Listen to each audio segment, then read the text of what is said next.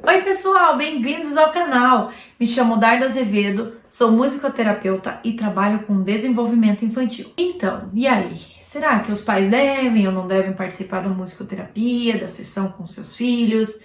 Fica aí!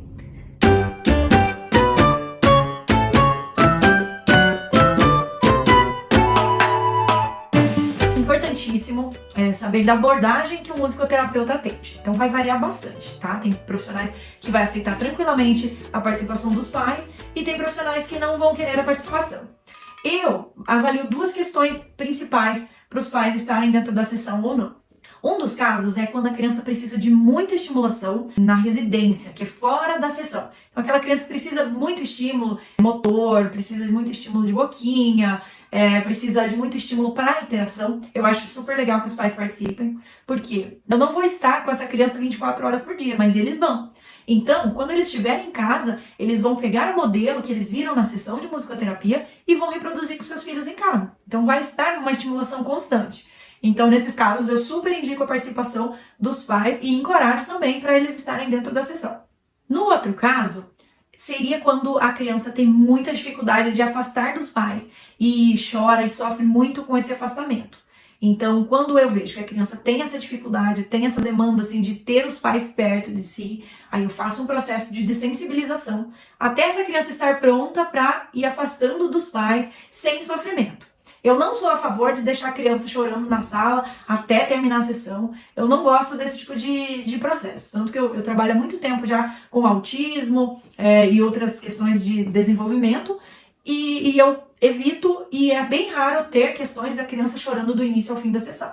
Quando eu vejo que isso vai acontecer, trago os pais para dentro para aquela criança ter um pouco mais de conforto, ter o apego dos pais e nem que eles sirvam ali só como segurança da criança. E aos pouquinhos eles vão se afastando até a criança ficar bem e confortável e confiando em mim, tá bom? Então, nesses casos, eu também indico a participação dos pais até a criança dar conta de estar somente comigo.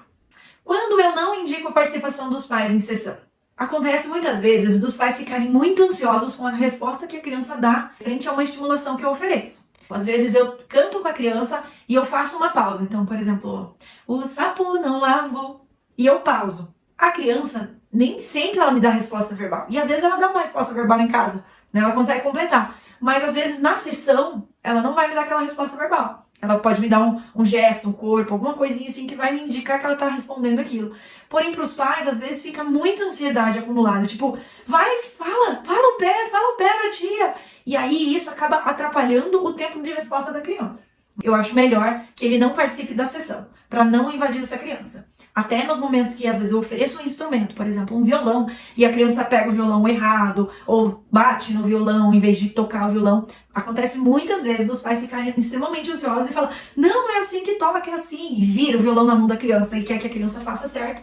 E muitas vezes isso afasta a criança do processo. Então, várias vezes eu já passei por isso, de você oferecer um movimento para a criança, lá você oferece um instrumento, e aí você vai manipular e fala para ela corrigir aquilo, e a criança perde total interesse, né? Porque no momento que ela estava com interesse, você foi lá e corrigiu e cortou, ela perde o interesse. Então, nesses casos, assim, eu prefiro que os pais fiquem de fora. Eu sempre filmo para eles se sentirem mais seguros, e também dou muita dica, feedback para eles poderem trabalhar e estimular em casa. Então, nesses casos, eu indico a participação de fora. Tá? Ou também, em outro caso, eu não indico a participação dos pais, é quando a criança muda totalmente o comportamento dela.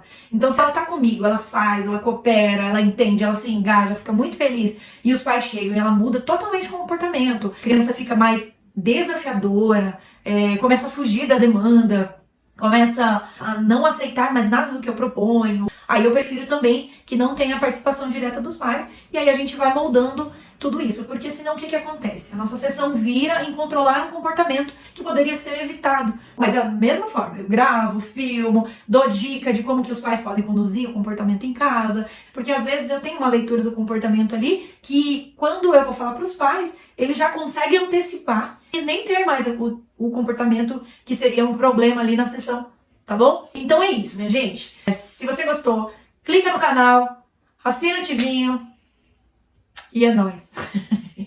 Tchau, gente. Muito obrigada. Não se inscreva de esquecer no canal. Ai, meu Deus. Isso é um trava-língua. Beleza. Beijo. Tchau.